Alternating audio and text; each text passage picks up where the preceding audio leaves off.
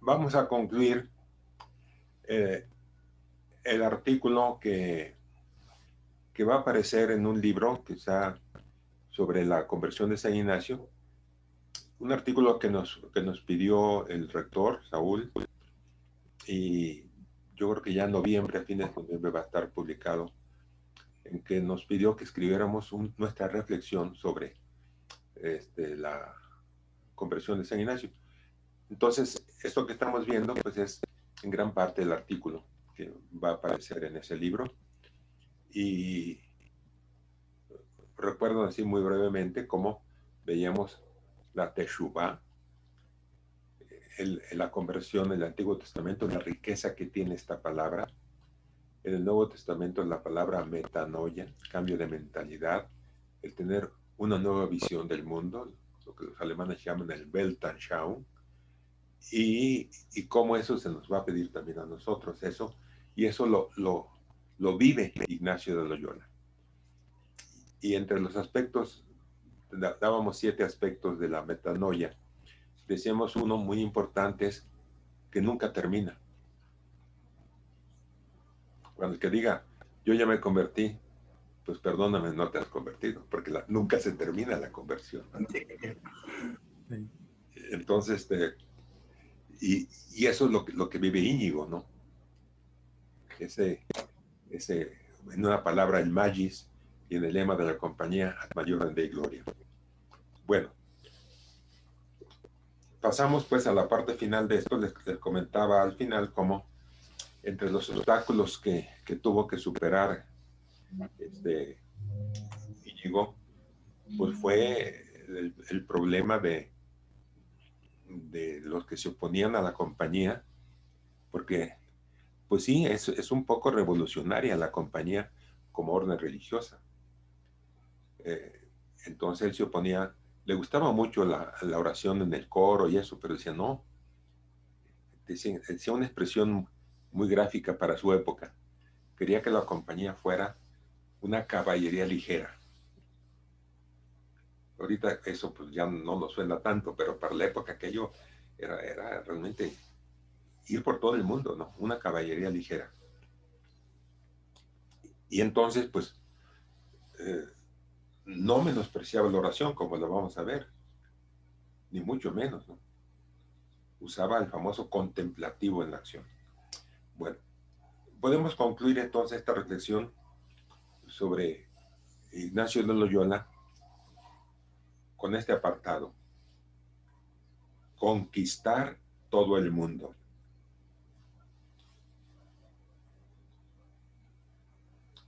La conversión, en su dinamismo, aspira a la plenitud, a vivir el magis.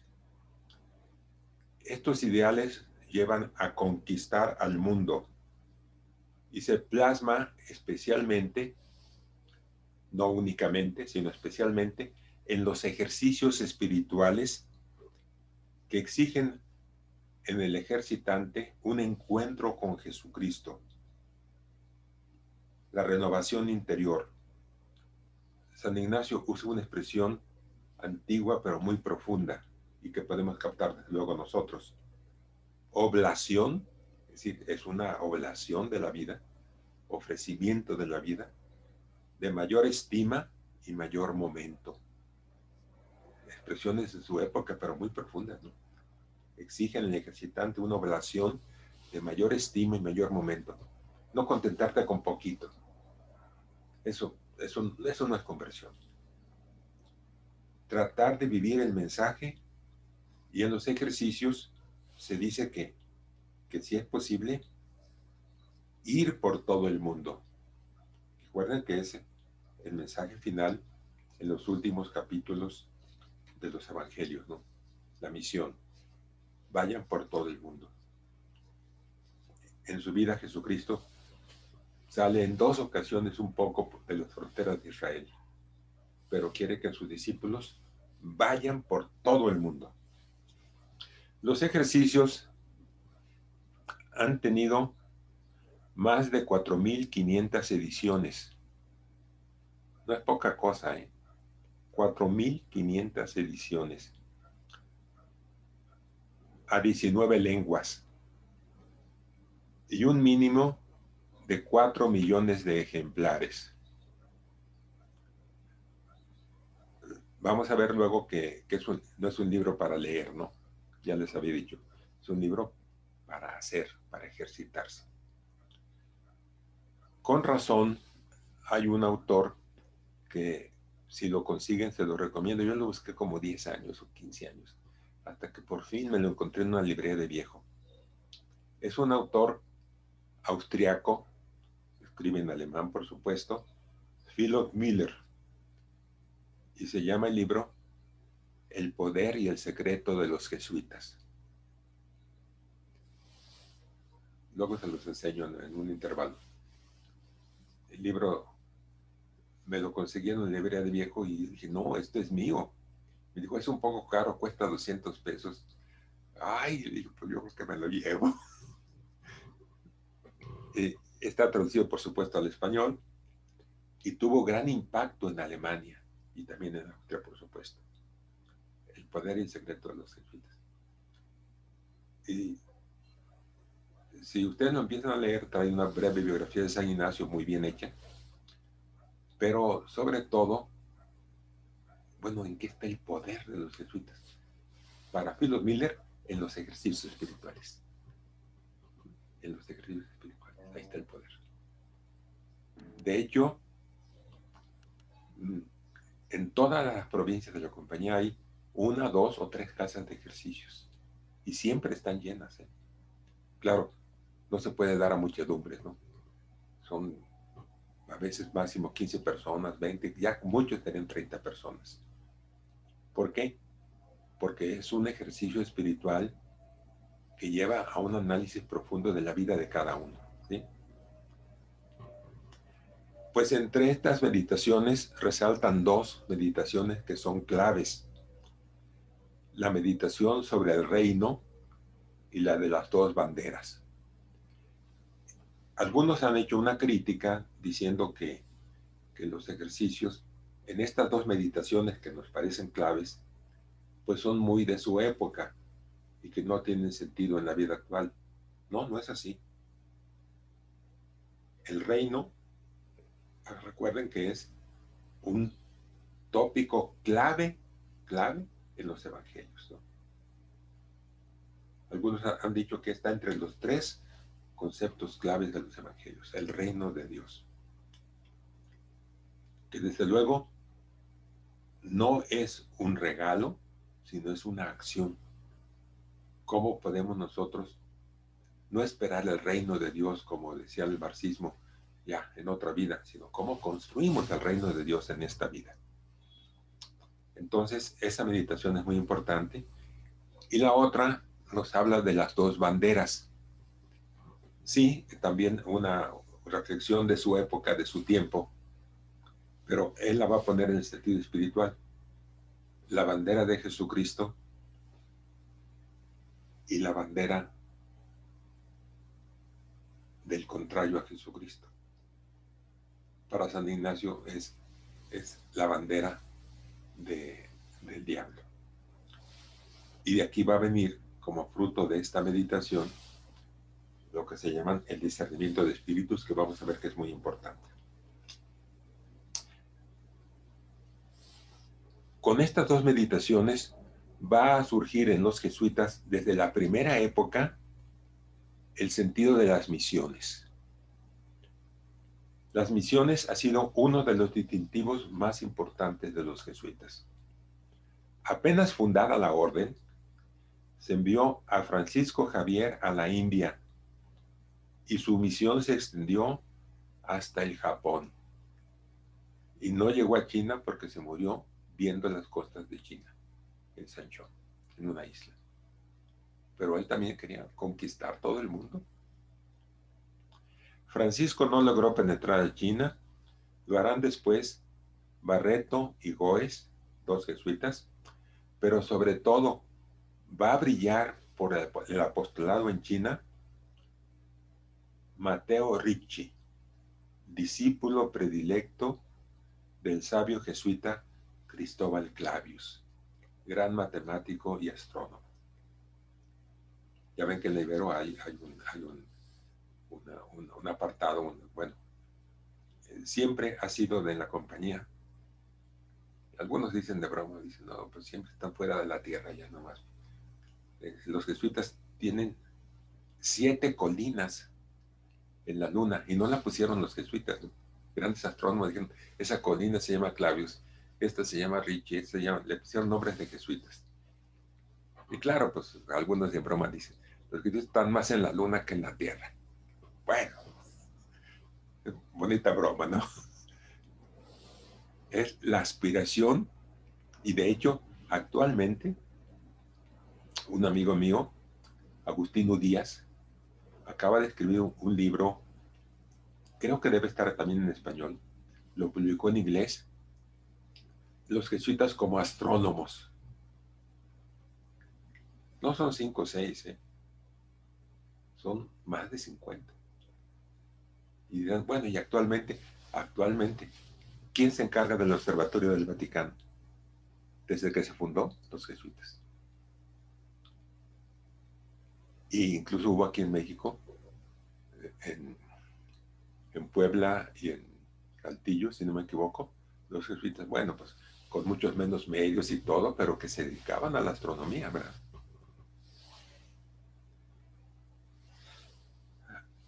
Estamos hablando de Ritchie, discípulo de Clavius.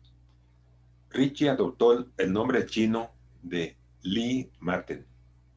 Se vistió como bonzo, aprendió muy bien el mandarín y aceptaba y veneraba la cultura china. Estudió la posibilidad de incrustar en la cultura china los principios básicos del cristianismo. Como en aquel tiempo no se dieron cuenta de lo que quería hacer Ritchie, no hubo problemas. Pero en los años posteriores que querían seguir la idea de Ritchie, pues surgieron problemas. ¿Cómo no les enseñan la Trinidad? ¿Cómo es lo católico? Bueno, usted hay que ir despacio, ¿no? Bueno, estudió José de Anchieta, fue otro gran misionero, fue enviado a evangelizar el Brasil. De la primera época también Pedro Claver se comprometió a defender los esclavos en Cartagena de Indias, Colombia. Y para no olvidar algo de México, Eusebio Quino extendió el mensaje de Jesucristo en el noroeste de México. Si no me equivoco, su mensaje llegó hasta la parte inferior del estado de Oregón. Claro que pues en México pues sí hay un vino muy corriente que no merece el nombre de Quino, ¿verdad? El vino Quino. Creo que hasta ya se acabó ese vino, ¿no? Era muy corriente. Un día que fue a comer aquí a la iglesia de la Sagrada Familia, el hermano coadjutor que estaba sirviendo en la mesa dijo, pues voy a traer un vino bueno, y no sé. Y vino el padre Quino y el cardenal dijo, oiga, ¿no tienen algo mejorcito? Sí, pues ¿cómo les ofreció el padre Quino, no? Bueno, pues sepan ustedes que Quino tiene un monumento en el Capitolio de Washington. Lo que en México no hemos hecho, un monumento aquí, en el Capitolio de Washington, por la conquista que hizo de todo el noroeste, ¿ok?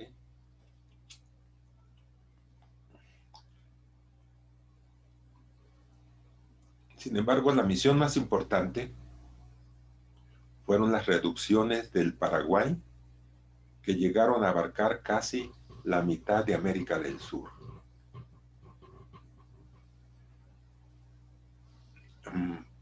Bueno, yo creo que ustedes han visto la película La Misión, en que se cuenta, pues, un poquito dramatizado, lo que eran las reducciones del Paraguay, ¿no? Cómo llegaban los indígenas a que los admitieran a este paraíso en la tierra, ¿no? ¿Y saben cuántos jesuitas había ahí? Pues eran como unos 12, lo que llevaban todo las misiones, las reducciones del Paraguay. Yo les recomiendo mucho mejor, a mi modo de ver, que la misión, les recomiendo una obra de teatro. Se ha representado en México unas 2 veces. El autor es un austriaco, Frick Oswalder, y en alemán se llama la obra Experimento Sagrado. Tuvo mucho éxito en París y la tradujeron con otro nombre, Así en la tierra como en el cielo. Su obra de teatro fabulosa, ¿no? Yo creo que mucho más profunda que la misión, en que probablemente cuando Carlos III se dio cuenta de esto, alguien le dijo, ¿sabes qué? Esto lo van a independizar y al poco rato ya no va a ser de España. Acaba con los jesuitas. Y entonces vino la expulsión de toda la compañía, de todo, desde México hasta América del Sur, ¿no? Primero pues la expulsión, después va a haber la supresión, ¿no? René Philip Miller, el autor que les decía del poder y de los jesuitas, compara la labor de Ignacio de Loyola por su extensión y profundidad con la enorme influencia que en el siglo XX impulsó Vladimir Lenin. Compara a San Ignacio con Lenin. Ciertamente existen entre ellos algunas semejanzas, pero también grandes y enormes diferencias. Les leo el texto de Philip Miller. Desde luego hay un abismo que separa a Ignacio de Lenin. Ni en ideas, ni en propósitos, ni en personalidad moral son comparables los dos en este sentido. Media entre el santo católico y el revolucionario socialista, nada menos que la distancia de 4 siglos. Lo que los une, no obstante, es la visión de las profundas raíces de la naturaleza humana, que permanece inmutable a través de los siglos. Lo que los une es, en fin, la fuerza poderosa, honda, que alienta en el interior de sus pensamientos. Hasta aquí la cita de Philip Miller, ¿no?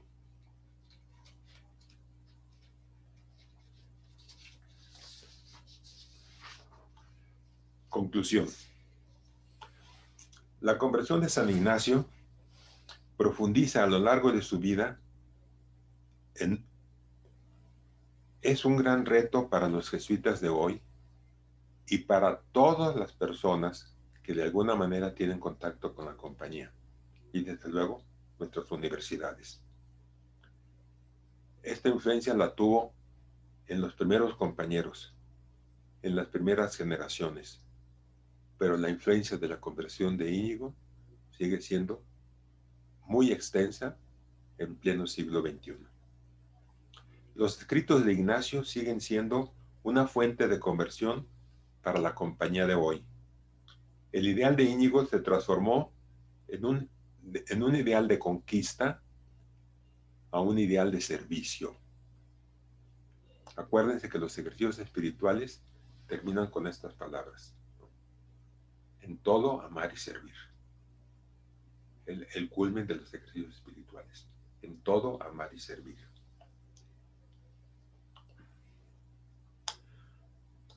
En su vida, la espiritualidad y la acción no se excluyen, ni se yuxtaponen, sino se integran, la espiritualidad y la acción. La frase clave es: el jesuita y sus seguidores, o las personas que inspiren ellos, deben tener como ideal ser contemplativos en la acción. Contemplativos en la acción. Ya ven ustedes cómo en el Evangelio aparecen como un gran contraste, ¿no? Las 2 hermanas, amigas de Jesucristo, Marta y María. Una se queda a escucharlo, está a sus pies, es el simbolismo de la escucha que cambia la vida. Y María, pues está haciendo un banquete, ¿no? y llega y le reclama a Jesucristo, porque no te das cuenta que esta mujer no me ayuda. Y entonces Jesucristo dice, ella escogió la mejor parte y no le será quitada. Pues hagan de cuenta que Íñigo, leyendo esta página del Evangelio, dice, ni Marta ni María, contemplativos en la acción. Las dos cosas unidas, contemplativos en la acción. La frase la acuñó Jerónimo Nadal, jesuita de la primera generación, que por cierto conoció a Íñigo en París, y alguien de los primeros jesuitas lo invitó a unirse al grupo, era un tipo muy inteligente. Y entonces él dijo, yo con ustedes, nunca. Pues a los 3 años, 4, se hizo jesuita, Jerónimo Nadal. Y era de tal calidad su conversión también, que cuando terminó las constituciones, Ignacio lo mandó a España y a Portugal a proclamar las constituciones de la compañía que acababa de escribir.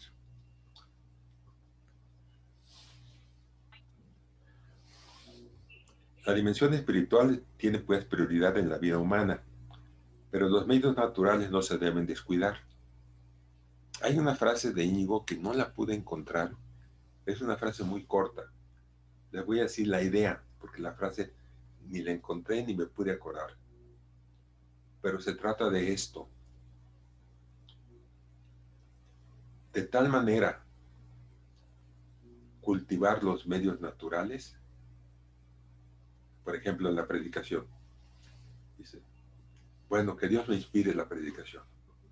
Está muy bonito, ojalá nos inspire. ¿Y tú qué haces? No, pues ya ni me preparo porque Dios me va a inspirar. No, Íñigo va a decir, de tal manera ponen los medios naturales como si todo dependiera de esos. Y de tal manera confiesan los espirituales como todo depende de ellos. Es más o menos la frase de Íñigo. Genial, ¿no? Esto lo podemos también aplicar para una clase. Ay, que el espíritu me va a iluminar para que dé bien la deontología jurídica. No, naranjas, no se trata de eso. Pon todo tu esfuerzo para que quede una deontología jurídica que valga la pena, que conmueva. Y luego, pues luego, confía en que el Señor te inspiró en hacer ese libro y te inspiró en darlo con entusiasmo. ¿Sí? Eso sí, las dos cosas unidas. Ser contemplativos en la acción. En otras palabras, sufrimientos, pruebas y heridas son ventanas que nos dan nueva luz, que nos sirven además para ayudar a otros. De alguna manera nos asimilamos, de alguna manera, al siervo sufriente de Yahvé. En sus heridas somos curados. Una frase muy profunda. Los evangelios lo refieren a Jesucristo. Los judíos no saben cómo interpretar esta frase. En sus heridas somos curados. Unos dicen, es que todo el pueblo de Israel que ha sufrido. Ok, en parte puede ser eso. Para nosotros es Jesucristo, en sus heridas somos curados. Oiga, ¿y nos toca algo para nosotros? Sí. También en nuestras heridas. Pueden ser salvíficas, ¿no? Según la pedagogía ignaciana, tomemos como dicho a nosotros los grandes temas tan conocidos pero inagotables. Por ejemplo, el dinamismo del magis, que excluye toda clase de mediocridad, la abnegación total como condición previa para la mejor elección, la invitación del Señor que nos convida a una amistad personal con Él, el llamamiento a amarlo y servirlo en todo y en todos. Procurar la mayor gloria de Dios, no la vanagloria humana. El lema ad majorem Dei gloria, no la vanagloria humana. Mediante los ejercicios podemos a la vez reavivar sin cesar nuestra fe y nuestra esperanza apostólica, renovando nuestra experiencia de amor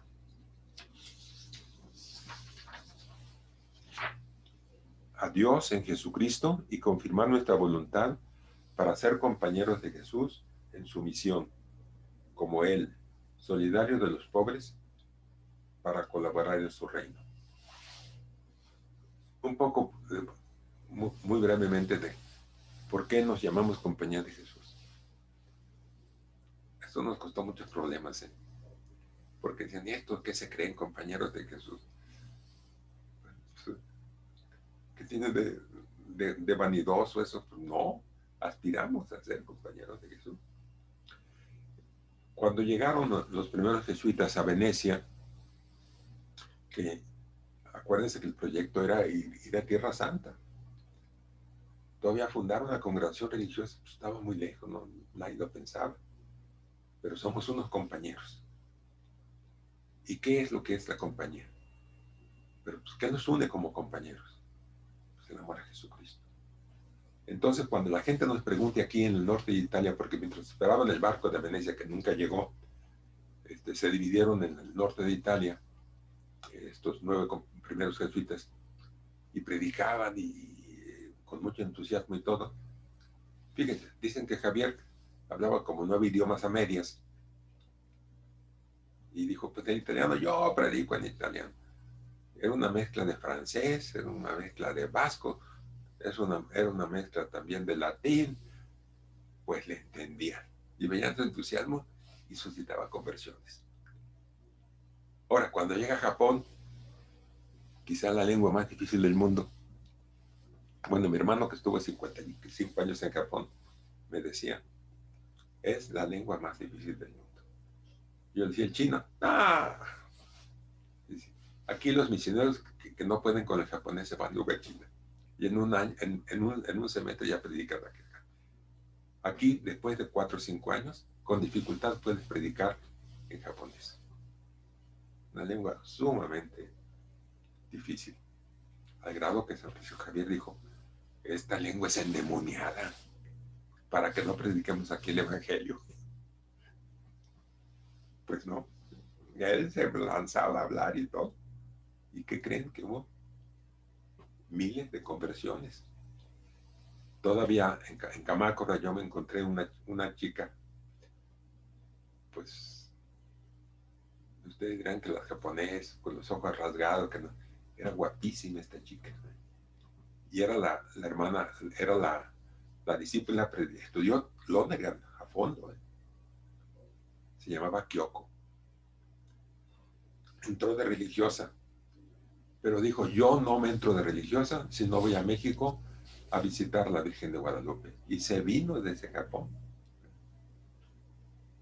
Cuando llegó a la capilla, yo la llevé a la Ibero y vio que decía misa, brincaba de gusto. ¡Ay, ay, ay! ¡Ay, qué bonito, qué bueno, qué bueno!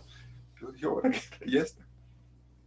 Y entonces, ustedes han de decir, bueno, era una mujer así como retraída. No. Con mi hermano Alfonso llegó a Guadalajara a su casa, con mi hermano Alfonso, y le decía, a ver, te juego unas vencidas. Pues le ganaba. Era tremenda, ¿no? Muy lista. El español lo hablaba, pues bastante, ¿no? Se daba a entender el español. Era de Kamakura. Y yo le dije a mi hermano, ¿y cómo la conociste? Dice, pues cuando yo la conocí era una niña que apenas tenía en secundaria. Nos hicimos amigos de la familia. ¿Y de dónde sacaron el cristianismo ahí? De San Francisco Javier. Era un grupo católico de ahí. Y un día, cuando yo le platiqué a mi hermano en Japón que yo tenía ya como 35 años como capellán de las chicas de servicio doméstico, me dijo, ¿qué crees? Que hay aquí una que debería ser santa, convertida la familia desde San Francisco Javier. Y entonces le hacían oposición. Entonces dijo, me voy a cambiar. Se fue a una isla y trabajó de sirvienta toda su vida. Y cuando al final dijeron, bueno, ¿por qué era tan extraordinaria en su servicio y todo? Encontraron un rosario y decían, ah, era católica. De la familia de San Francisco Javier.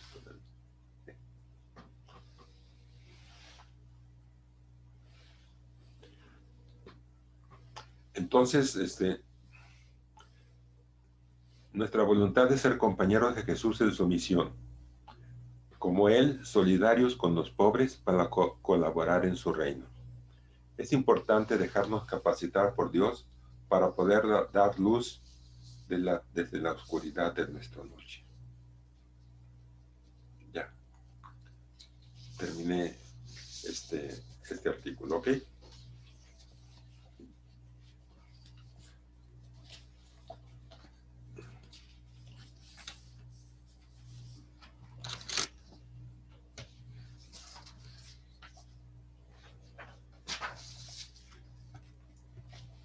Bueno, antes de pasar al libro del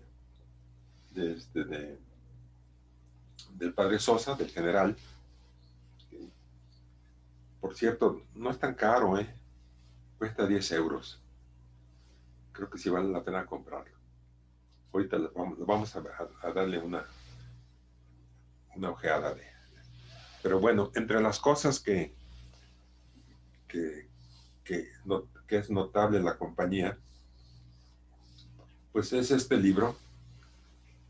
Como ven, no es pequeñito, Y yo conocí a Carlos de Cores, el autor del libro eh, muy entusiasta con la labor de la compañía, profesor en la Universidad Católica de Uruguay. Y entonces me dijo a mí que andaba buscando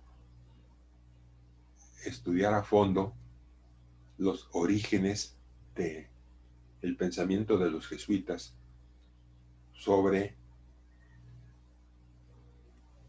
los contratos. Ustedes saben que el derecho, prácticamente el verdadero derecho, espero que aquí no haya abogados que me contradigan, el verdadero derecho es el derecho civil. Ya el penal vino después, el laboral hasta el siglo XIX, XX. El derecho era derecho civil. ¿Saben qué?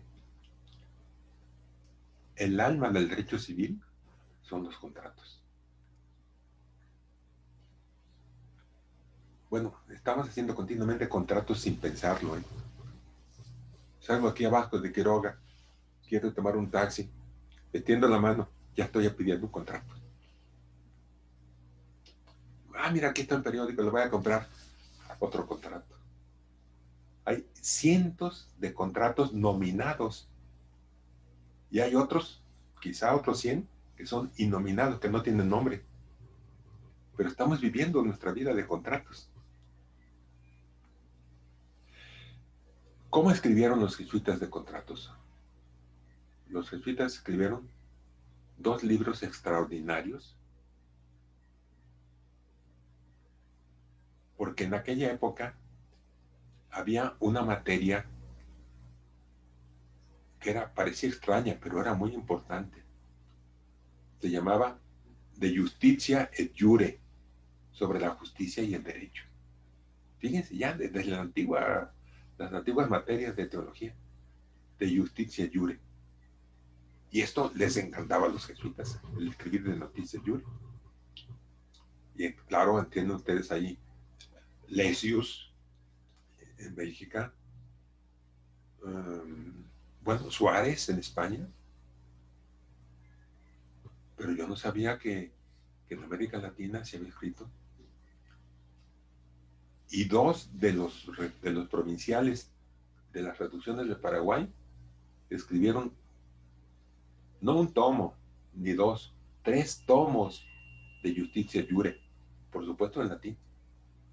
Carlos de Cores se metió a eso y entonces dice, es que aquí está no únicamente una teoría general del contrato en el pasado y en el presente, sino también para el futuro. ¿Sí? Bueno, les enseño el libro. Probablemente haya uno en la biblioteca, ¿no? A mí me lo regaló él porque yo le ayudé. ¿Le ayudé en qué? Pues en que consiguiera un libro antiguo y raro que estaba aquí en la biblioteca de la Ibera.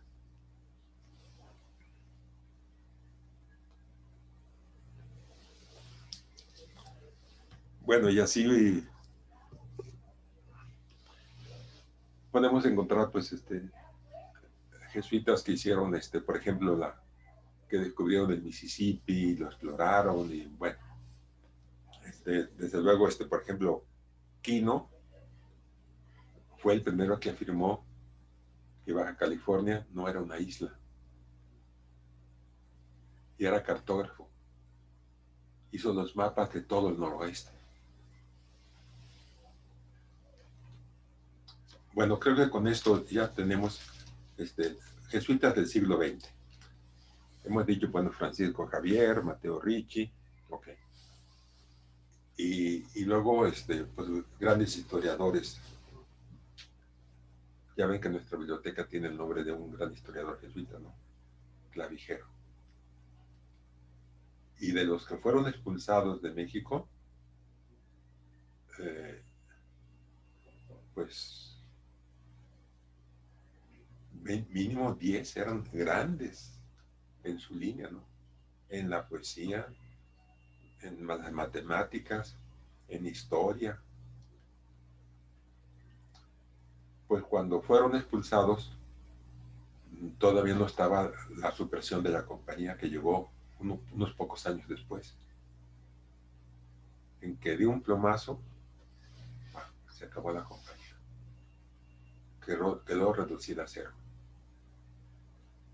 Hace unos 6 años estaba yo presentando un libro que había escrito, La teoría del derecho, de Italo de Cuernavaca, en Cuernavaca, y de pronto un señor levanta la mano y dice: ¿cómo se atreve usted a hablar aquí cuando los jesuitas fueron condenados por la iglesia?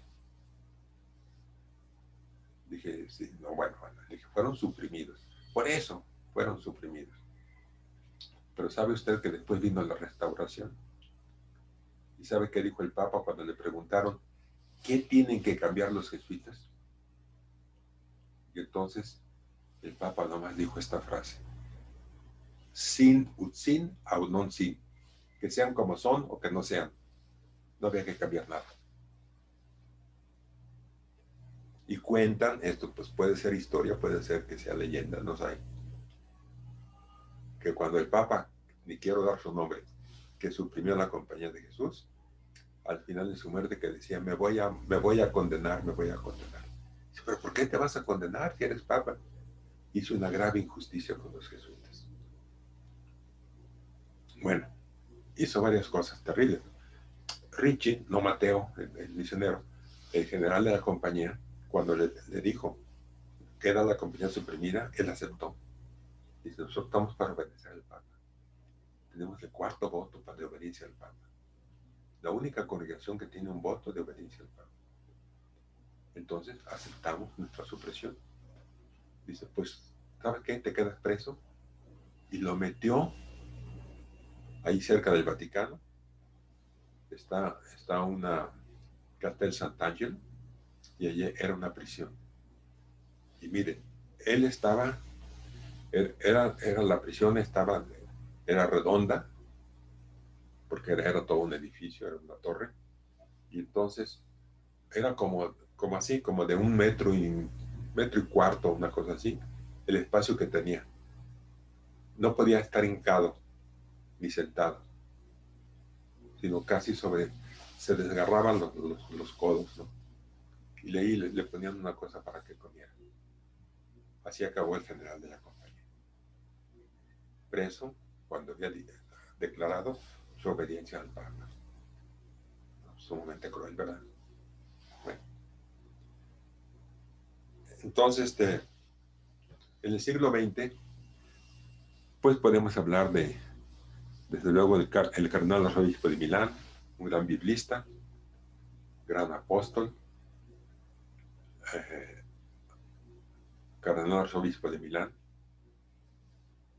pero, por ejemplo, uno que descolló mucho en Estados Unidos, pero cuando lo hicieron cardenal, ya ven que nosotros tenemos prohibido ser cardenales.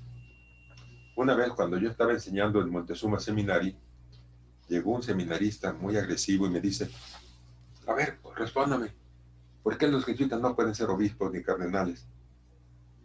Dice: bueno, es que San Ignacio prohibió porque en su época eran casi como señores feudales y no quería que la compañía aceptara esto.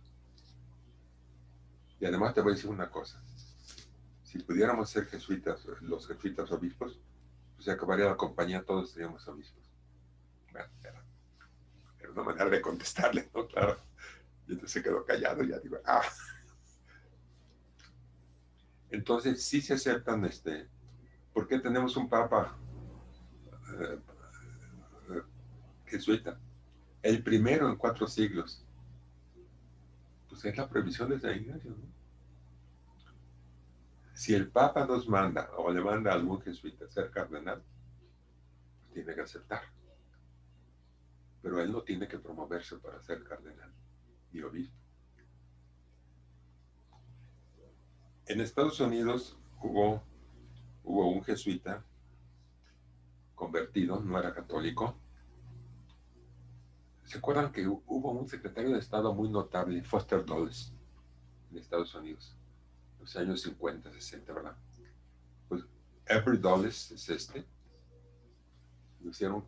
se hizo jesuita, se convirtió, pero por supuesto a la Iglesia Católica se hizo jesuita. Y entonces, si alcanzan a ver.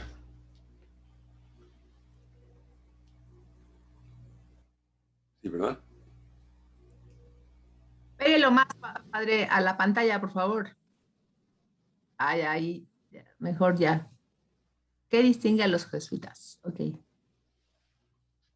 Es de Avery Dulles. Cuando lo hicieron a él cardenal, dijo, uy, ¿por qué me hacen a mí cardenal? Dice, pues aquí hay un canadiense que me da 2 vueltas a mí en inteligencia y en filosofía, Bernard Lonergan. Yo fui discípulo de él. No, pues, ¿yo qué hago aquí con el cardenal? Bueno, escribió este artículo en la revista América de los jesuitas. Esta revista aparentemente es muy sencilla. Se hizo un estudio de las revistas que había en los recibidores de los médicos, de los abogados, de las oficinas. Y saben, la revista que salió número 1 fue la América de los jesuitas. Qué curioso, ¿no? Y ahí en América escribió qué distingue a los jesuitas. Bueno, pues después, si tenemos tiempo, aquí tengo subrayado lo que dice Avery Dulles, ¿no? Pero hay otra parte muy, muy bonita. Se llama Jesuitas, presente, pasado y futuro, de Francisco Meseguer. Ustedes saben que en la biblioteca hay unas pinturas de Paco Meseguer sobre los jesuitas, toda la historia de los jesuitas, ¿no? Y este es un estudio que hizo una persona, ustedes lo deben conocer, Carlos Mario Castro. Está muy bien hecha, la leí, me gustó, pero no se las quiero comentar porque realmente ahí va diciendo pues cómo los jesuitas de la antigüedad y luego los mártires jesuitas de todos los tiempos, entre ellos los que fueron asesinados en El Salvador, ¿verdad? Bueno, vamos a pasar a comentar el primer capítulo del libro de Arturo Sosa, En camino con Ignacio. Y precisamente viene a cuento con el tema del curso, porque la primera parte es la dinámica de la conversión en San Ignacio de Loyola. Eso ya lo hemos visto. Y la dinámica de la conversión en nosotros mismos. Porque de esto no es para contemplar, ay, qué grande, qué fabuloso, y bueno, no. Eso no sirve para nada. Este libro tiene un prólogo. El libro lo introduce una religiosa que se llama Yolanda Kafka. Yo no he podido investigar si es pariente de Franz Kafka. Franz Kafka era judío, ¿no? Era doctor en Derecho. Y ya sabemos que de tal manera eran sus libros que causaban pues miedo, pánico, angustia y todo, ¿no? Que al castellano pasó una palabra derivada de su nombre, algo kafkiano, ¿no? Yo no digo que estemos viviendo ahorita aquí en México algo kafkiano, ¿no? Bueno, no lo digo, pero a lo mejor sí lo pienso. Algo kafkiano, ¿no? Es decir, lleno de contradicciones, ¿no?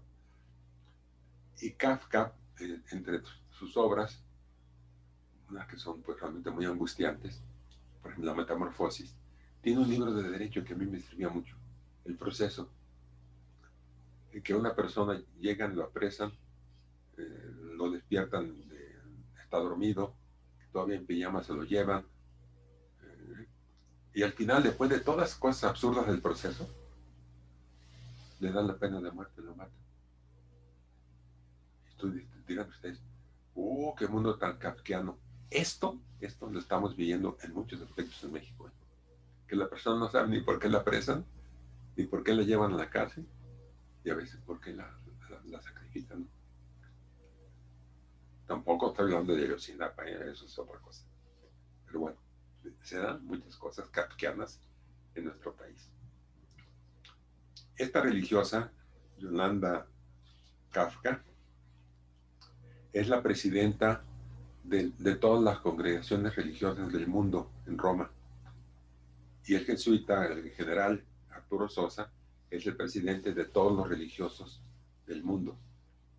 Y los dos son muy buenos amigos. Cuando este escritor, este periodista español, Darío Menor, le dijo a Francisco Sosa Arturo Sosa, que si escribía un libro, que él tenía como más de 200 preguntas sobre la compañía. Y las contestaba y dijo, no, sí. Y tuvieron varias sesiones largas, ¿no? Y este es el libro, ¿no? El libro, que se me hace extraordinario. ¿Por qué? Porque está hecho alrededor de los 500 años de la conversión de San Ignacio. Dice Yolanda Kafka, en una iglesia que he conocido mucho y que he pasado varias veces por ella, se llama la iglesia de Santa María del Mar en Barcelona. Y ahí, en el lado izquierdo de la puerta, hay un letrero chiquito que yo no me había fijado. Aquí se sentaba a recoger limosna Ignacio de Loyola. Y luego ya se metía a oír la misa, salía de la misa y empezaba a repartir lo que le habían dado de limosna a la gente más pobre. Y él se quedaba con cualquier cosa para poder sobrevivir. Entonces dice, ¿por qué la conversión de San Ignacio empieza mucho por la pobreza? Dice, es un signo del despojamiento interior, dice Yolanda Kafka. Y sí es cierto, ¿no? La pobreza es un símbolo de algo más profundo. No es nada más carencia de bienes. Despojamiento interior. Pobreza compartida con los pobres. ¿Y qué más? Sueños de estudiar para iluminar nuestra fe. Sueños de estudiar para iluminar nuestra fe. Es lo que tiene Íñigo. Hay que hacer un espacio en nuestro interior, decía Teilhard de Chardin, para llenarlo de Dios. ¿Qué podemos hacer nosotros en este aspecto primero que recalca Yolanda Kafka? Examinar nuestra vida, y para eso les estoy enviando un artículo que va como capítulo nuevo en la deontología jurídica sobre consumo y consumismo. Yo quiero que todos los alumnos que lleven mi texto en derecho hagan un examen sobre consumo y consumismo. Cada uno de los capítulos tiene 2 preguntas de autoapropiación. ¿Tú cómo puedes vivir esto? ¿Tú cómo puedes propagar estas ideas? Porque vivimos en una ciudad de consumismo. Consumo y consumismo. Entonces les mando ese artículo, lo comentamos, lo van a tener ustedes en su correo y lo comentamos en la próxima sesión. ¿Sí?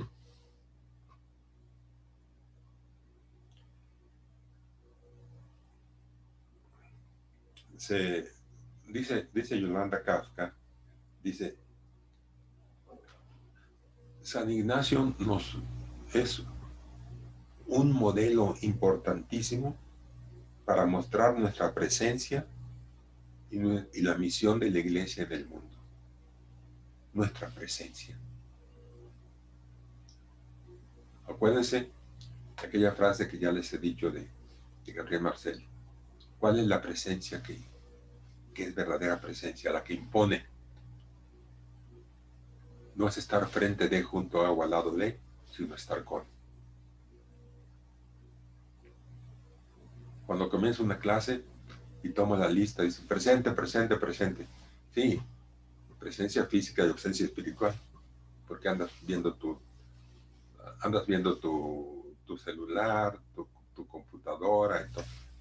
Y la clase no te interesa. Y dice presente. Pues, ¿cuál presente? Presencia física y ausencia espiritual. Porque la presencia es estar con, dice Gabriel Marcel. Estar con. Y eso se nota cuando visitamos un enfermo. Hay muchos que pueden ir por cumplimiento. Pues de modo tengo que ir. Y hay otros que aunque no puedan ir, tienen presencia aunque sea lejana. Es estar con. Y alguien ha sugerido algo todavía quizá más profundo. Estar para. La disposición de los demás. ¿Cómo debe ser nuestra presencia en la iglesia? En este sentido es algo muy profundo, ¿no? En su misión y en el mundo. Como cristianos tenemos presencia en la misión de la iglesia y en el mundo. Pues es el reto que nos pone Íñigo, ¿no? Ahora nos toca examinar nuestra propia conversión. ¿Sí? Por si como una especie como de complemento,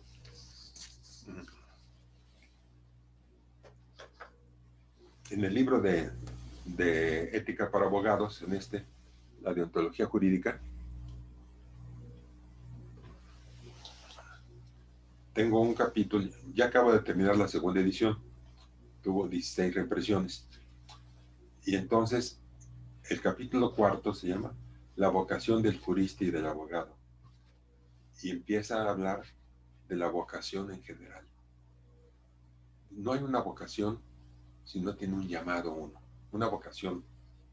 Acuérdense que vocación es llamar, vocación. Y todos somos llamados en nuestra existencia a ser más humanos. ¿Sí? Yo les invento una frase que parece que a algunos de los alumnos les impresiona, ¿no? Dije, miren, la vaca no puede desvacarse, ¿no? El burro no puede desburrarse. El toro no puede destorarse. El animal sigue su instinto y se realiza en su ser. Pero el hombre es el único ser que conocemos que puede deshumanizarse. Y según el Fausto de Goethe, puede ser más bestia que las bestias. Todos tenemos la vocación de ser más humanos. Entonces estamos llamados a eso. Ya después viene la vocación profesional, que tiene que reforzar la vocación de ser más humanos. ¿En dónde? En el amor y en el servicio. Bueno, eso se los digo muy breve. En el libro del cuarto capítulo de la deontología, pues viene mucho más explicado, ¿no? Bueno, entonces nuestra presencia en la misión de la iglesia y en el mundo. Recuerden ustedes una frase que es muy impresionante. ¿Cómo podemos tener presencia en el mundo de la misión de la iglesia? Si somos testigos. La palabra clave es testimonio, si somos testigos. ¿Cuál es el testigo? El que muestra, no con sus palabras, sino con su ser, con su presencia, muestra la grandeza, el ideal de algo. Y hay una frase de Isaías que dice, ustedes son mis testigos. Es una expresión que va a todo el pueblo de Israel. Ustedes son mis testigos. Y leyendo esta frase, un rabino muy notable comentaba, si ustedes son mis testigos, yo soy Dios. Si ustedes no son mis testigos, yo no soy Dios. Qué cierta es esta frase. Y nos quejamos, es que ya no está la presencia de Dios, ya no sé. El pobre Papa habla solo y nadie le hace caso. ¿Qué? ¿Y tú qué? ¿Tienes presencia? ¿Eres testigo? Si ustedes son mis testigos, yo soy Dios. Si ustedes no son mis testigos, yo no soy Dios. Una vez en una universidad, que no quiero decir su nombre, me invitaron a dar una conferencia sobre ateísmo hace tiempo. Y entonces yo empecé explicando esta frase. Entonces el director de la carrera de ciencias religiosas me dijo, dice, usted está diciendo que la existencia de Dios depende de nosotros. Y eso es una herejía. Le dije, yo lo que estoy diciendo es que la existencia de Dios ontológicamente no depende de nosotros, pero existencialmente sí depende de nosotros. La presencia de nuestro mundo depende de nosotros. Ah, eso está muy bonito. No, déjelo bonito, eso es muy real. Si no tenemos presencia, no nos podemos quejar que la iglesia no tiene presencia, el mundo no tiene presencia en el mundo, Dios no tiene presencia. Sí, exacto. ¿Y qué hacemos nosotros? Jesucristo quiso hacer, Ignacio quiso que su presencia fuera efectiva en su mundo.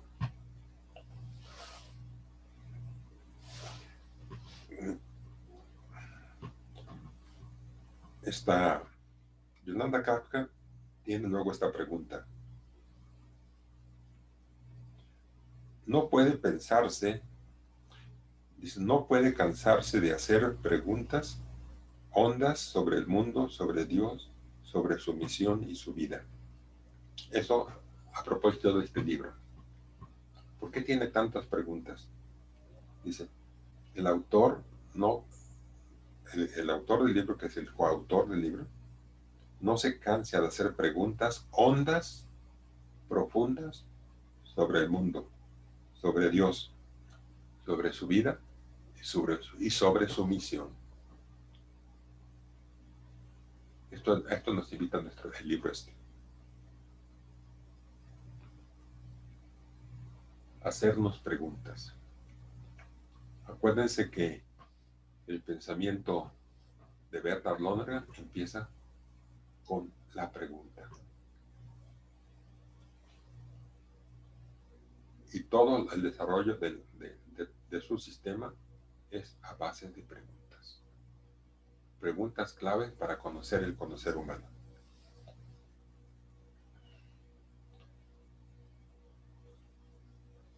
Podríamos estar bombardeados de preguntas, pero las preguntas serias y profundas nos llegan a nosotros, tratamos de responderlas. Preguntas sobre vivimos y hacemos y oramos y construimos un mundo mejor en lo poco, aunque sea con un granito de arena. ¿Sí o no? Esa es la pregunta clave.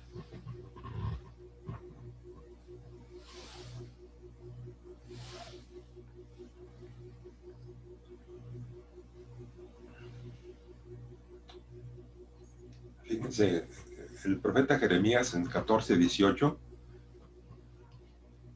ve el aspecto negativo de que no hay presencia de los profetas y de los sacerdotes en el mundo. Dice, el mismo profeta y el mismo sacerdote andan errantes por el país y nada saben. Es el aspecto negativo de la falta de testigos.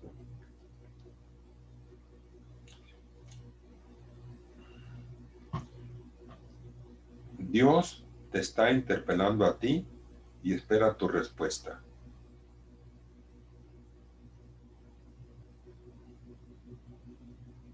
¿Dios interpeló a Íñigo? En el fondo, sí. Acuérdense esa frase que yo les decía, ¿no? De Anatole France. Hay veces que Dios no quiere firmar las preguntas que nos hacen. Nos las hacemos nosotros. Pero en el fondo son preguntas que nos hace Dios. El tercer tema que trata Yolanda es discernir.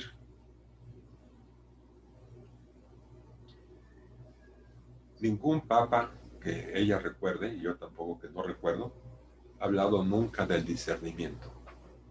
Francisco es el primer papa que dice que necesitamos para hacer cambios, pero no por cambiar, sino cambios constructivos, cambios hacia lo mejor, necesitamos hacer un discernimiento.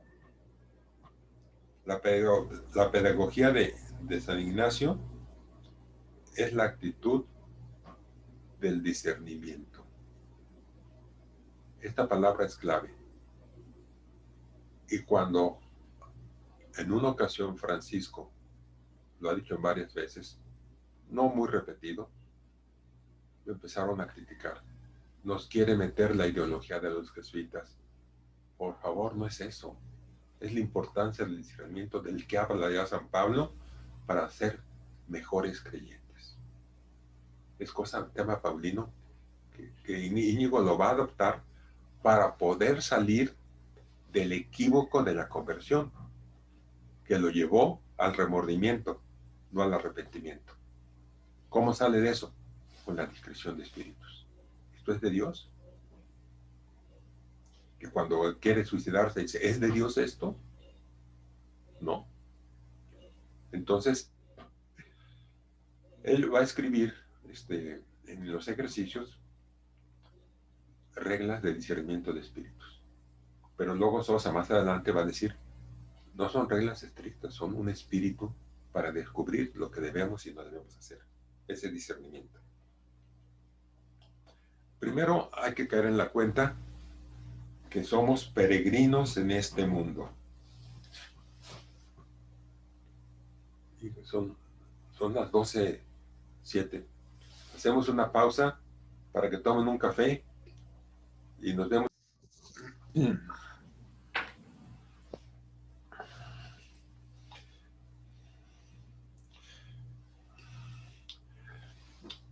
San Ignacio, cuando al final le dijeron que dictara a un portugués de la primera generación, González de Cámara, su autobiografía, pues él no quería. Dice, no, pues van a salir muchas cosas, sí, negativas y positivas, ¿no? Su vida anterior y todo, pero al fin lo convencen. Y entonces, él le dice a González de Cámara, le dice, el peregrino nació en tal sitio, y el peregrino, y siempre era el peregrino. Ajá. Nosotros somos peregrinos en este mundo, ¿no? Somos caminantes, peregrinos. Decía Gabriel Marcel, ser es estar en camino. Y sí es cierto. En camino que tiene un fin. Porque si un camino no tiene un fin, pues no es camino. ¿A dónde lleva? ¿Sí? Por cierto, acabo de terminar el artículo del Financiero hoy con mucho trabajo. Va a ser sobre la muerte, ¿verdad? Sobre el sentido de la muerte.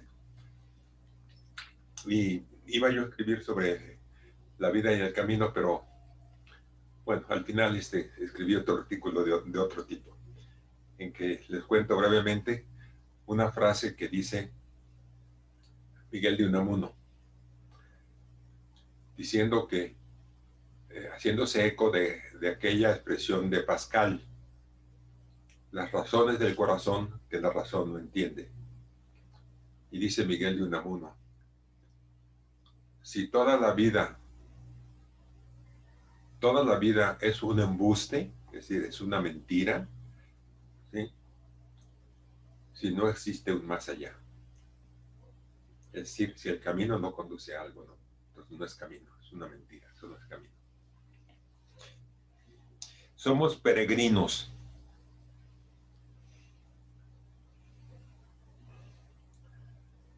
Y un peregrino tiene que llevar una hoja de ruta que marque su discernimiento. ¿Hacia dónde vamos? Y abarca, desde luego, el camino final y las partes del camino. Hay que desandar a veces nuestro camino. Hay que recomponer el camino. O hay que dar siempre un paso adelante en este camino. ¿Recuerdan aquella anécdota de San Ignacio en que pierde el camino, no?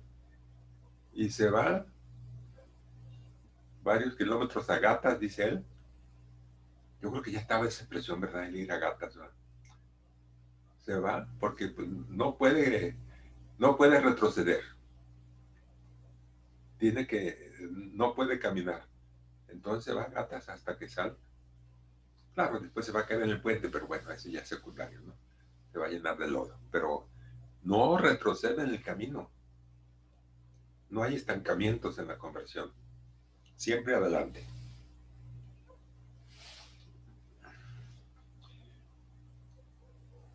¿Qué podemos hacer nosotros para abrir nuestro camino? Han cambiado mucho las circunstancias en muchos aspectos de la vida, en la comunicación. Y entonces, dice Yolanda Kafka, que se encontró un monasterio de benedictinas que se preguntaron, bueno, y antes venía mucha gente aquí al locutorio, platicábamos con ellas, dábamos buenos consejos, les servíamos la comida, era un ambiente espiritual. Pero en este mundo ya no basta esto. Y entonces, ¿qué creen? Que se pusieron a estudiar computación y ahora tienen una página online muy buena de espiritualidad, las benedictinas. Desde luego, también la compañía tiene varias redes de oración. Hay ejercicios espirituales ahorita tengo un amigo abogado que está haciendo los ejercicios. Todos los días una meditación desde España.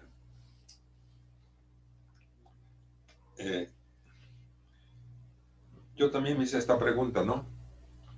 Y digo, pues, ¿qué no será bueno ahora, en lugar de libros, escribir podcast? Y he hecho 5. Todavía no salen. Amazon dijo, se echó para atrás. Bueno, no se echó para atrás, dijo que le dieran más tiempo, pero que estaban aceptados. Y son 2 sobre la muerte, 1 sobre la fe, otro sobre el perdón y otro sobre José Sánchez Villaseñor. Y él me habló, el que los hace técnicamente es Fernando Moret. Y ya me llamó y me dijo, oiga, ¿hacemos otros 10? ¿Eh? ¿Y de qué temas? Pues usted sabe. Pues yo creo que sí, hay que entrarle, porque es el medio ahorita actualmente. Hay que buscar nuevos caminos, ¿no?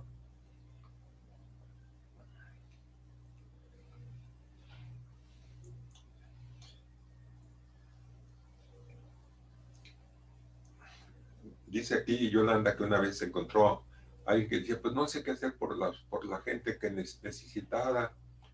Entonces se le ocurrió decir, bueno, vamos haciendo unos paquetes de Navidad para llevarlos a la cárcel.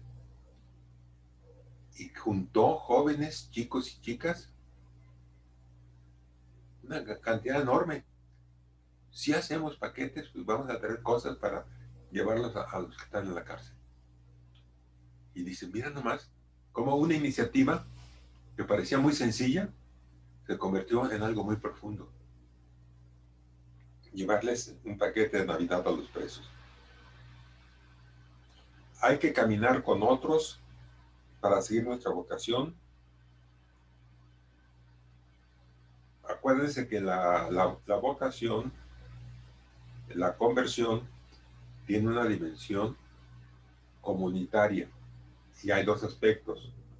Es algo hacia los demás, pero también entre los compañeros de trabajo, ¿no? Yo creo que hacer amistad, animarse en esta misión, pues es muy importante, ¿no? Yo sé que, por ejemplo, esta serie de pláticas, pues tiene en el fondo también esta misión de conocernos, de ayudarnos, de convocarnos a una tarea común, a llevar a los jóvenes a una vivencia profunda de los valores que incida en el país, ¿no?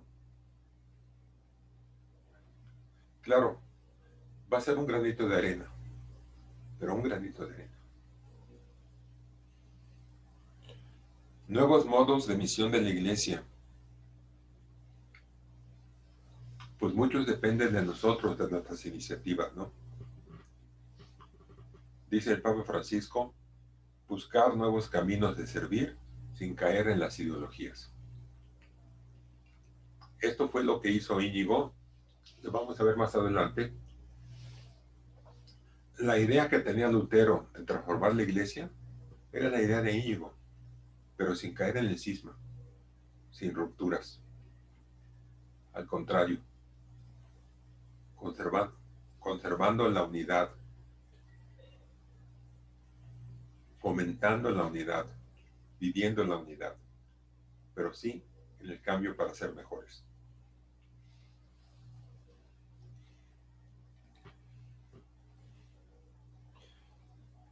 Él termina su artículo introductorio, Yolanda Kafka, diciendo que felicita a Darío, el autor de las preguntas, porque las preguntas que le hace al general de los jesuitas, que los hace a toda la compañía, les hace a todas las religiosas.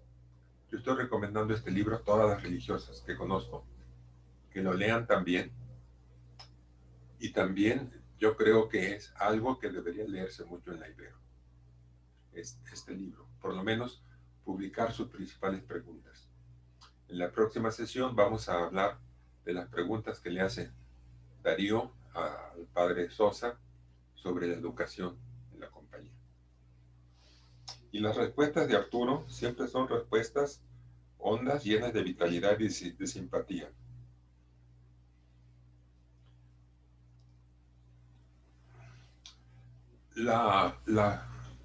Una de las características de un compromiso, de una conversión, empezado con la palabra compromiso, lo veíamos al inicio de esta sesión. ¿Se acuerdan que decíamos el Teshuvá, metanoia, y que se podía resumir todo eso en el compromiso, que no era cumplimiento, no cumplimiento, sino es comprometerse con algo. Y una de las características del compromiso es la fidelidad, que no es algo que nos empantane. Fidelidad es algo que no se mueve, no, es la fidelidad creadora.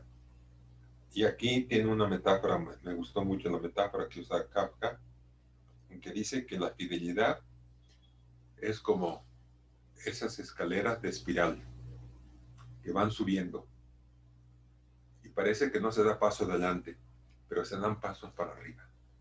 Esa es la fidelidad, profundizar en el compromiso. Y termina la introducción con aquella famosa frase de San Ignacio. Dice que ojalá no nomás la recitáramos, sino la viviéramos, porque es una oración de oblación. Todos ustedes la conocen, así culminan los ejercicios con esta oración. tomad, Señor, y recibid toda mi libertad, mi memoria, mi entendimiento, toda mi voluntad, todo mi haber y mi poseer. Vos me lo diste, a vos, Señor, lo torno. Todo es vuestro, disponed toda vuestra voluntad, dando vuestro amor y gracia, que esto me basta. Pasamos ahora al prólogo que hace Arturo Sosa. Dice, este libro me lanzó a mí a una aventura.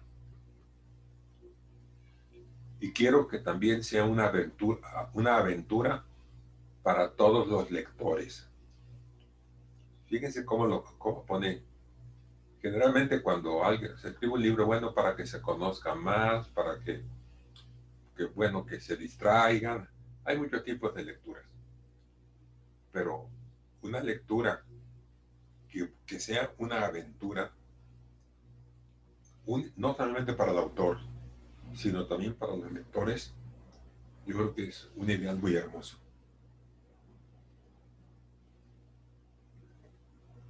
Es una invitación a sentir y gustar de las cosas internamente. Cuando en el prólogo de los ejercicios dice él, bueno, ¿y qué es lo que yo pretendo con estos ejercicios?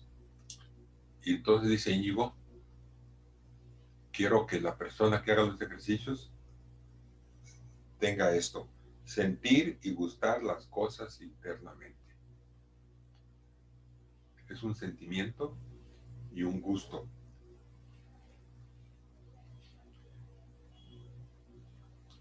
Es el número 2 del prólogo de los ejercicios espirituales.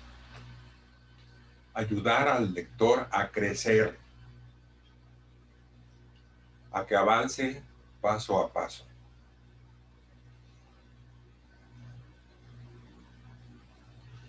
Dice una frase Lao Tse, este sabio chino, que para caminar 1 kilómetro, lo primero que hay que hacer es dar un paso.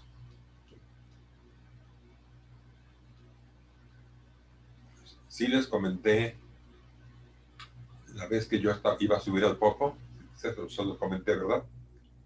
¿No se los comenté?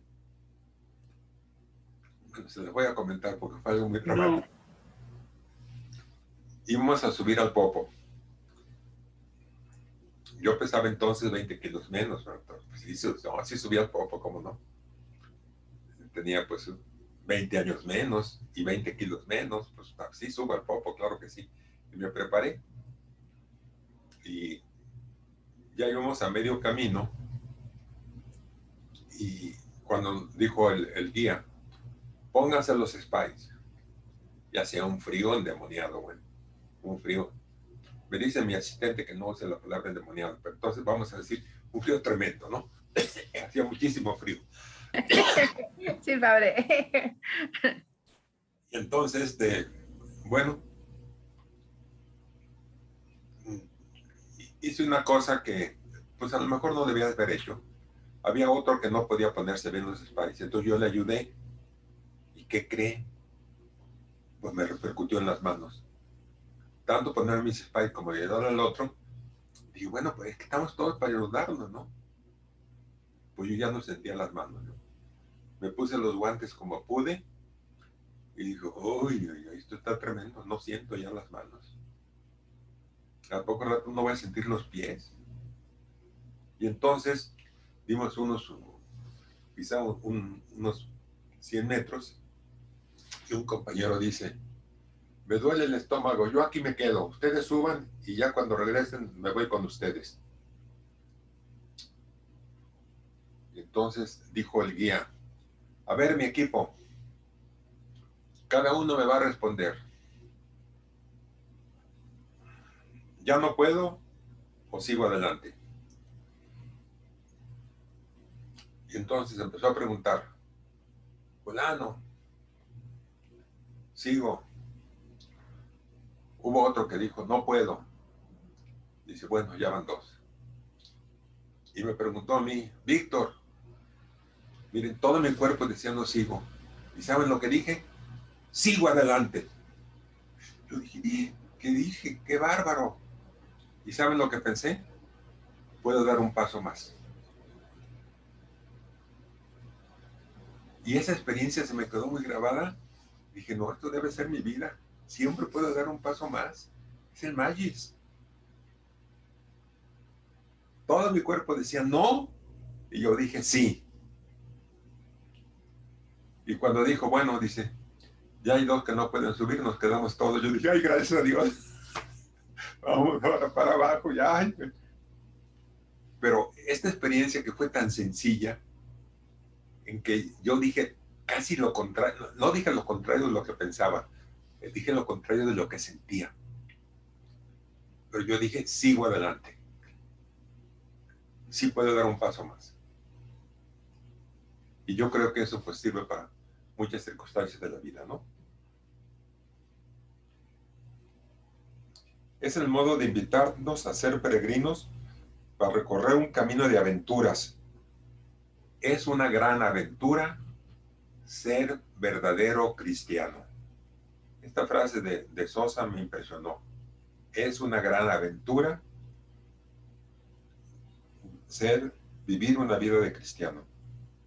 En un mundo en cambio, en un mundo en que a veces vamos contracorriente. Es una gran aventura.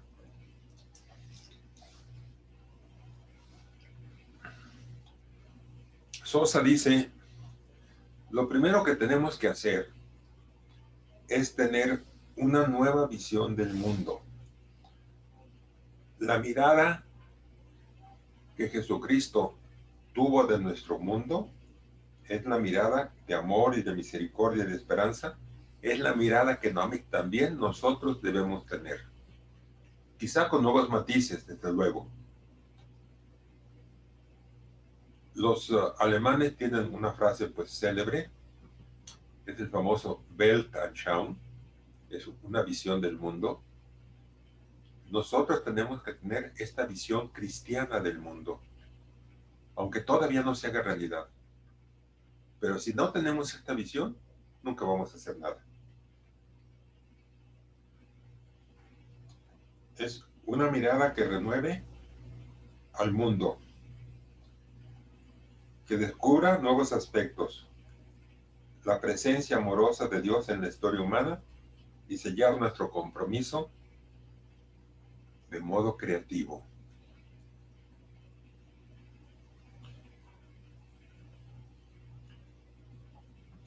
Dice Sosa, mi deseo de estas páginas es que contribuyan a hacer a fondo un examen personal y grupal. Un examen personal y grupal. En este sentido de grupal, entonces vamos a hacer este ejercicio sobre el consumo y el consumismo, en que pueden participar también ustedes todos y dar su punto de vista, aspectos ideales, aspectos reales que puedan realizarse. Y otro aspecto importante es también los sueños.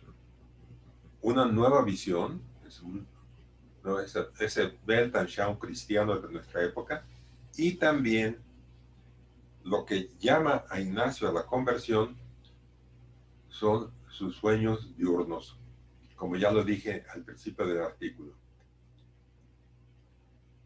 Le van a preguntar a Sosa si San Ignacio, lo decisivo fue la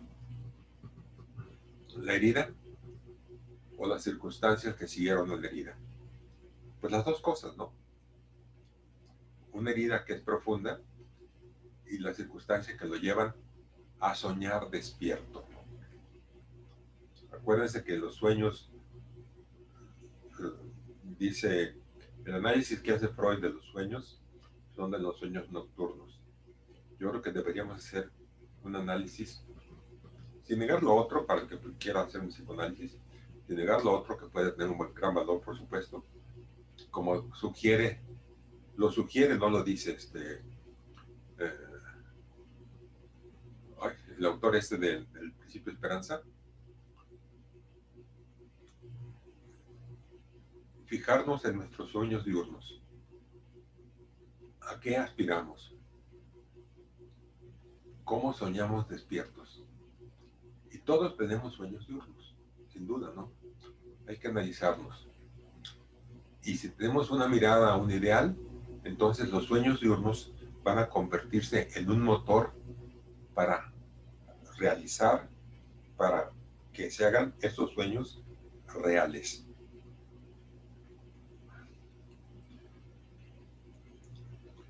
Los sueños diurnos son una dinámica del Magis.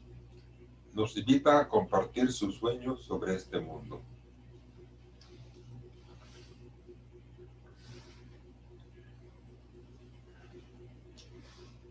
El autor de este libro, el que le hace las preguntas, Darío Menor, dice que fueron unas entrevistas sumamente profundas y que se las daba con anterioridad.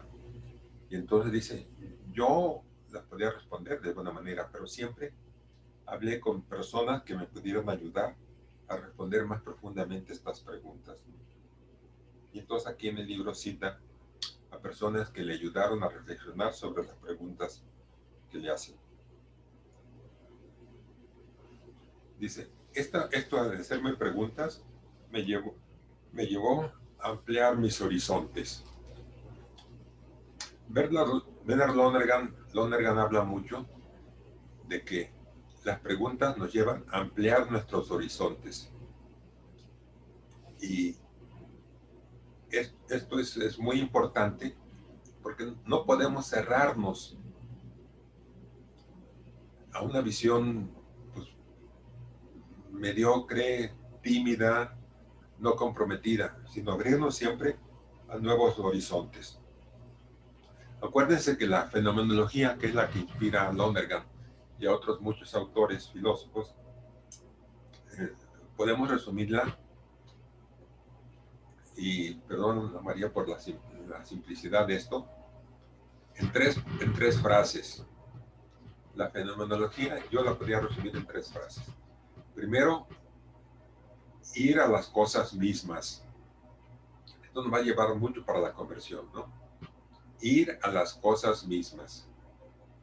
No a los chismes, no a lo que cuentan, no a lo que digan, no a ideas superficiales, sino ir a las cosas mismas.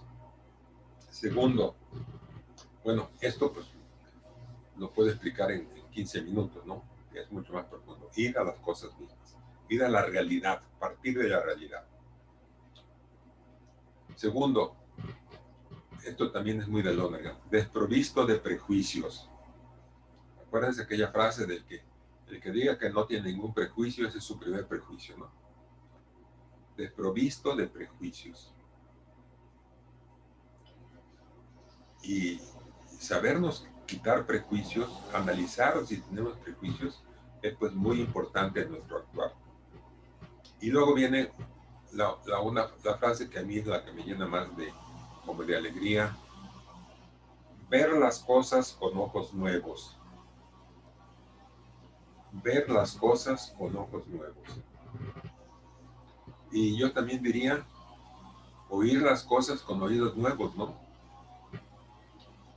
¿Cuántas veces cuando estamos oyendo una predicación decimos, yo de esta ya me lo sé, esto ya lo han dicho?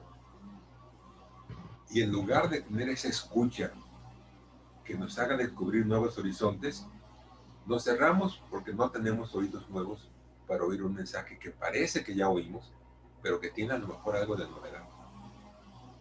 Estar dispuestos a oír las cosas con oídos nuevos. Esto llevaría a que nuestros ojos fueran nuevos, llenos de frescura, que nos abran el camino de una renovación.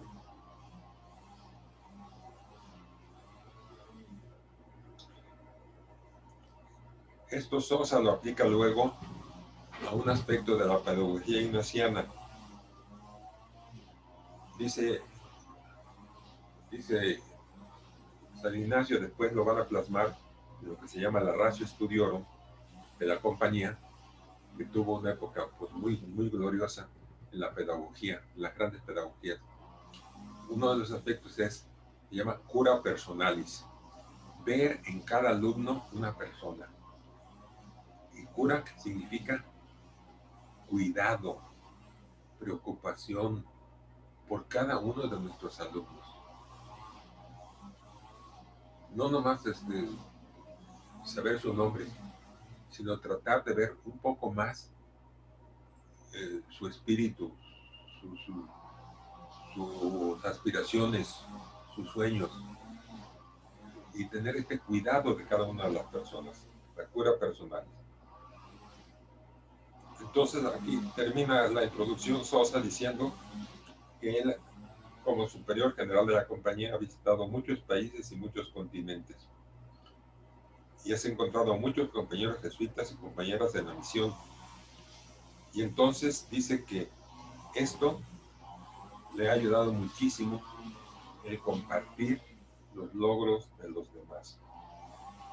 Dice, me ha maravillado la confianza que he sentido y el consuelo de ver en ellos amor, esperanza y fidelidad. Dice, todo esto nos enriquece y estar abiertos a tener esta comunicación con grupos de amigos o de personas conocidas. Vamos a empezar entonces ahora a las preguntas que le hacen, las preguntas generales sobre la conversión. Que cada una de ellas debe ser una aventura también para nosotros.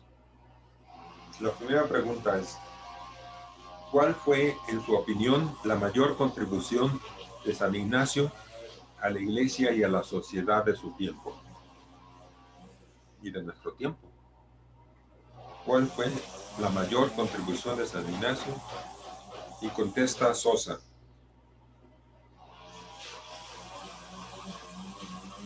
Dice, la experiencia de Dios que él vivió no lo redujo a visiones cortas, sino ampliar su mirada sobre sí mismo, sobre la humanidad y sobre la historia. Esto lo vamos a ver más adelante. Íñigo y su grupo sabían que la compañía, que la iglesia estaba en profundas crisis, tanto la vida religiosa de los sacerdotes, de la curia papal y de los papas. Pero la cuestión era cómo, teniendo esa mirada de la humanidad, de la historia, sin caer en el cisma, podemos ayudar en esa renovación profunda. Esa fue la visión que tuvo sobre la iglesia y sobre la sociedad. Segunda pregunta, ¿qué pueden aprender y emular los católicos de hoy de la figura de Ignacio y en particular de su proceso de conversión? Sosa contesta. Dice, bueno, necesitamos hacernos católicos. A primera vista la frase dice, qué curioso, ¿no? Parece que católico significa universal. Tener una visión universal de nuestra fe, desde luego que abarque el ecumenismo, pero también que abarque la gente que no tiene la misma opinión, ni siquiera una visión de fe. ¿Cómo tener este espíritu universal de diálogo y acogida con todos? Entonces dice, primero es ser católicos, ¿sí? Ser universales. Dice, nuestra fe comenzó con el bautismo. La clave del bautismo es poner en el centro a Jesucristo y no separarnos de la misión. Poner en el centro a Jesucristo, en el centro de nuestra vida, y no separarnos de la misión. ¿Cómo le podemos hacer cada uno de nosotros? Para cada uno pues, es un reto, ¿no? Una aventura. La visión de Íñigo fue, con sus primeros compañeros, ser amigos en el Señor. Y eso lo llevó a aglutinar un grupo que lo apoyara, que tuviera la misma o semejante visión como la tenía él. Dice, esta visión de amigos del Señor aceptaba la centralidad de algo que muchos ponían en duda o no valoraban: la Eucaristía y la importancia de la comunión en la compañía de Jesús. Yo creo que después ya podemos ver quizá esto más en serio. ¿Qué es la Eucaristía? Dice el Vaticano II, es centro y culmen de toda vida cristiana. Centro y culmen de toda vida cristiana. Es la prolongación del don de la encarnación. Se vive esto, se aprecia, puede ser eje de la vida. Una cosa importante va a ser la oración. Una oración que no se opone, como veíamos antes, a la acción. Un teólogo judío, Abraham Heschel, decía que la oración era un salto a la acción. Decía el leap in action. Es un salto a la acción. La oración no nos lleva a encerrarnos en nosotros, sino nos impulsa a ser mejores y ayudar a los demás. Un salto a la acción. Y como veíamos, Jerónimo Nadal, este jesuita de la segunda generación, lo resumió en la clase, en la frase, de alguna manera tomada de Ignacio: ser contemplativos en la acción. Es decir,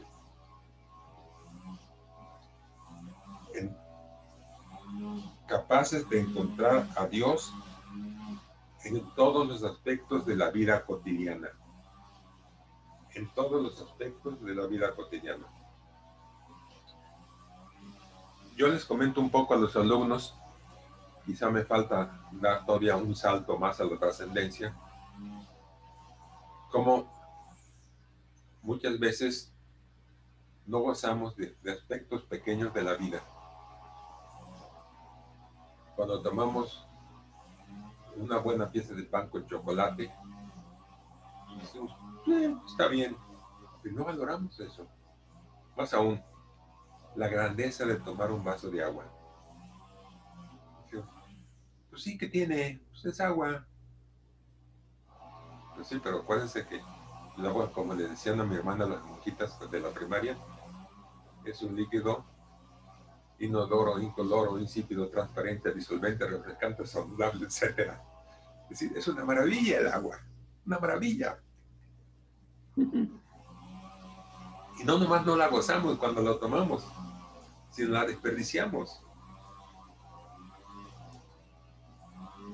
Aquí tienen pues un aspecto de la vida cotidiana que nos lleva a ser contemplativos en la acción. ¿Sí?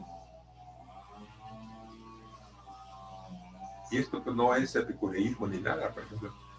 Es gozar un desayuno, que por más sencillo y pobre que sea, es grandioso, ¿no? Entonces, claro, aquí le da pues un salto a apreciar el que, fíjese, la cadena de trabajo humano que hay para que el pan llegue a nuestra mesa. Desde el trigo, plantarlo, recogerlo, triturarlo, masificarlo, y la creación que es hacer el pan, ¿no? Y entonces pues tomarlo. Toda una cadena humana de trabajo. Y así lo mismo el café, ¿verdad? Y no digamos el chocolate, no. Sí, ¿verdad? Bueno, pues esto, pues yo no sé si les pegue mucho a mis alumnos, pero yo a veces duro 10 minutos, 15 diciéndoles todo esto, ¿no? El ver las cosas con ojos nuevos nos lleva a esto otro, ¿no? A gozar los aspectos sencillos de la vida, que son grandiosos, porque es algo que es un don de Dios, ¿no? La siguiente pregunta es, ¿cuál en su opinión es el texto fundamental de Ignacio? ¿Los ejercicios espirituales, las constituciones o algún otro? Entonces, aquí me llamó la atención, pero sí tiene razón Sosa cuando dice, lo primero que yo recomendaría sería la autobiografía. Es un texto muy rico. Él no quería escribirlo, pero al final se dio las peticiones de sus compañeros y acabó dictándolas a González de Cámara. La autobiografía es un examen de la vida que cuenta cómo Dios había actuado en ella. Fíjense que en los ejercicios espirituales hay dos aspectos y los dos tienen cierto valor, ¿no? En la primera semana, cuando se habla de nuestras fallas, nuestros defectos, nuestros pecados, San Ignacio dice, haz un recuento de toda tu vida, ¿sí? De todo lo negativo. Y al final, en la contemplación para alcanzar amor, empieza diciendo, dice, y podemos quedarnos horas. Dale gracias a Dios de todo lo que te ha dado desde la vida, desde que naciste. Y va uno recorriendo su vida y dice, hijo, qué fabuloso, ¿no? Toda nuestra vida. Y cuando alguien llega a confesarse, que no crean todavía ahí en la Ibero, llegan chicas y chicos a confesarse, ¿no? Yo no digo que en todas las misas, pero yo creo que en buena parte de las misas llegan, oiga, ¿me puedo confesar? Sí, ¿quiere confesar? Y les digo, mira, la confesión en San Agustín no es nada más decir los pecados, sino es una alabanza a Dios, el confiteor. Entonces, primero, dale gracias a Dios de todo lo bueno que has hecho. Y dice, ¿a poco? Pues que no has hecho nada bueno. No, sí, pues claro, estudié y ándale. Haz un recuento así breve, en un minuto, de lo bueno que hayas hecho. Y le da gracias a Dios del bien. Es la primera parte de la confesión. Ay, está bonito, está muy bien. ¿Ya lo hiciste? Sí. Ahora viene la segunda parte, en que has fallado. Primero lo alabas a Dios y luego le pides perdón. Y a veces se van como contentos diciendo, oiga, es las dos partes, pues yo no las sabía.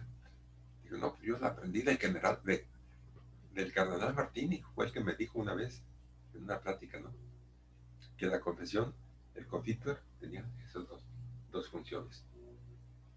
De hecho, está tomado de San Ignacio, cuando San Ignacio hace para todos los jesuitas el examen,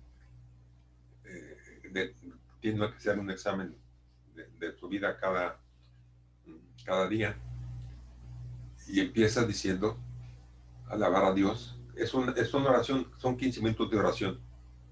No es nada más quedarse en los pecados, sino primero alabar a Dios por lo bueno que hemos hecho, pedir a Dios por lo que hemos hecho mal. Son 5 puntos de esto. ¿Y qué creen que esto lo tomó de los ejercicios? Yo creo que esta persona ni católica era, bueno, era devota sin duda, ¿no? Religiosamente. Benjamin Franklin, que hacía un examen de conciencia todos los días. No sé dónde lo leí, pero no lo estoy inventando, lo leí. De Benjamin Franklin. No me acuerdo dónde lo leí. Que lo había tomado de los ejercicios espirituales de San Ignacio. ¿Cómo andamos de tiempo? Ya se nos acabó el tiempo. Bueno, entonces,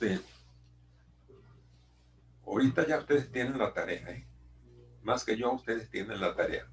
¿Cómo es nuestra propia conversión partiendo de lo que nos enseña la conversión de San Ignacio, ¿no? De todos los aspectos. Y entonces, estas preguntas que le hacen a Sosa nos van a ayudar a preguntarnos sobre nuestra propia conversión en todos estos aspectos. Les va a llegar, pues, del el artículo sobre derechos y deberes del consumidor. Los derechos del consumidor, bueno, como es parte jurídica, si quieren léanlos más rápido. Más bien cuestiónense sobre los deberes del consumidor. ¿Sí? ¿Cómo vivimos nuestros deberes como consumidores? Y entonces eso, pues por lo menos cada uno va a decir alguna parte como lo vea en su propia vida.